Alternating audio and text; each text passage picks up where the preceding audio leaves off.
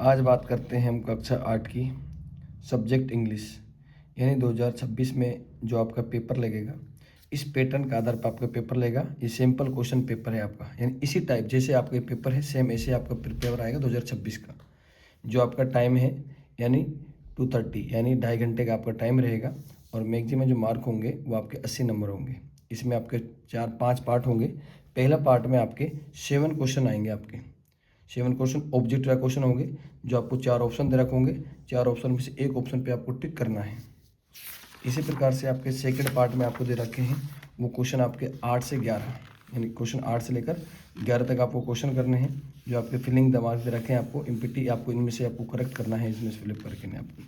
इसी प्रकार से क्वेश्चन नंबर 17-18 जो आपको दे रखा है वो आपको रीड द पैसेज यानी पैसेज को आपको पढ़ना है और पैसेज पढ़ के इसके नीचे लिखे हुए प्रश्नों को करना है, आपको आंसर देने हैं। ये आपके प्रश्न दे रखे, इनके आंसर इसमें इस पैसेज में आपको लगे हुए हैं।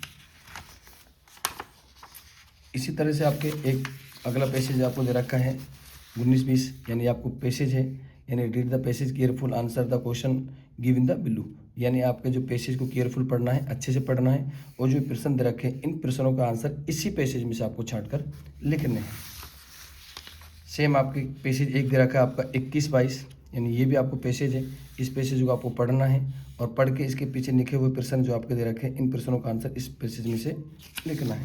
अंतिम जो पार्ट आपका होगा वो पार्ट दे रखा है आपका पार्ट नंबर 4 यानी 24वें प्रश्न नंबर पे आपको क्या दे रखा है, राइट ए लेटर। एक आपको लेटर आएगा जो आपको लिखना है 24वें प्रश्न पे। और आपका जो अंतिम प्रश्न होगा वो आपको दे रखा है 25वें राइट ए पैराग्राफ आपका आएगा। एक पैराग्राफ होगा जिसमें से आपको कुछ लाइनें दे रखूँगी, इनके हिंट के आधार पर आपको एक पैराग्राफ लिखना है जो 10 नंबर का होगा।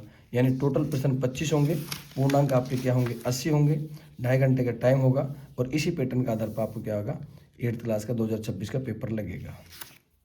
Thank you.